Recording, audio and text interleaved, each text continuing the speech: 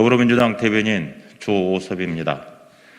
오늘은 한덕수 총리 지명자와 관련된 것과 도이치모터스 수사와 관련된 논평을 하겠습니다. 18억 고문, 죄송합니다. 다시 하겠습니다. 18억 고액 고문료 한덕수 총리 지명자 최저임금 인상 비판 전에 그래요? 다시 하겠습니다. 18억 고액 고문료 한덕수 총리 지명자 최저임금 인상 비판 전에 본인의 이해충돌 사항부터 돌아보시기 바랍니다. 한덕수 총리 지명자가 4년 4개월 동안 김앤장 법률사무소 고문으로 재직하면서 18억 원의 보수를 받고 S.O.1 사회이사로 8천만 원의 보수를 받은 것으로 알려졌습니다. 한 총리 지명자도 스스로 인정했듯이 국민의 눈높이에 맞지 않는 고액의 고문료를 받은 것입니다. 더욱이 공직과 김앤장을 번갈아 근무하며 이해충돌의 문제가 있는 것은 아닌지 지적되고 있습니다. 지난 5일 한 총리 지명자는 최저임금과 관련해 정부 개입을 최소화하겠다면서도 최저임금 인상을 강도 높게 비판했습니다. 고액 고문료를 받은 한 총리 지명자가 생활고의 어려움을 겪고 있는 국민의 안전벨트와도 같은 최저임금 인상을 비판할 자격이 있는지 묻지 않을 수 없습니다.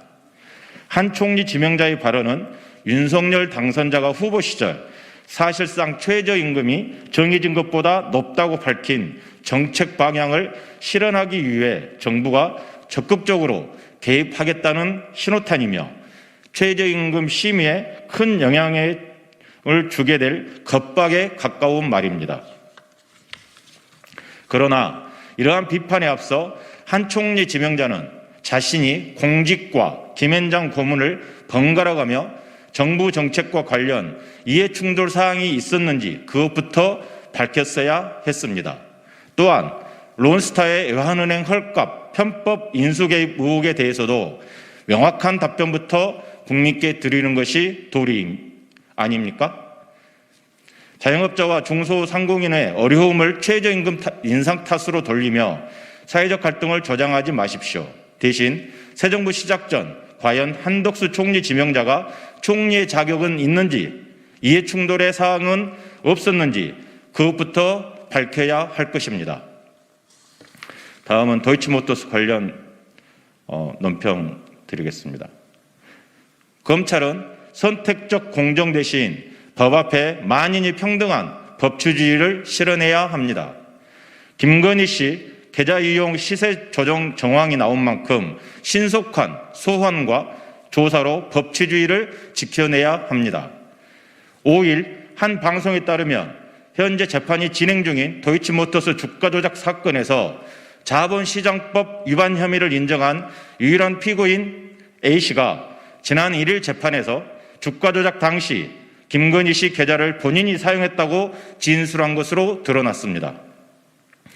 김건희 씨가 비밀번호 등 본인 계좌를 사용을 허락하지 않았다면 A씨가 주가 조작에 김건희 씨 계좌를 사용하는 것은 불가능합니다.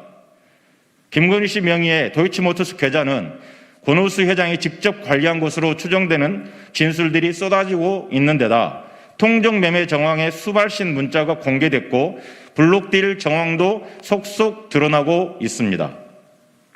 어제 도이치모터스 주가 조작 사실을 방조했다는 혐의를 받은 5명의 피고인들의 첫 재판이 열렸고 일부가 혐의를 인정했습니다. 방조한 사람도 수사와 기소 재판을 받는데 권오수 회장이 직접 관리하며 주가 조작에 이용된 계좌의 주인 김건희 씨는 수사는커녕 사진 한 장을 연일 언론에서 띄우며 워너비로 살아가고 있습니다. 올해 들어 석 달 사이 외국인이 매도한 국내 주식이 무려 7조 원에 달한다고 합니다. 이 같은 매도 심화는 원자재 가격 급등과 미국의 기준금리 인상 등이 주요 요인이겠지만 주가 조작 사건에 대한 검찰 등 수사 당국의 선택적 수사 및 기소 때문이라는 지적도 있습니다. 주가 조작은 주식시장을 왜곡시키고 신뢰를 잃게 만들어 자본시장의 근간을 흔드는 강력 범죄입니다.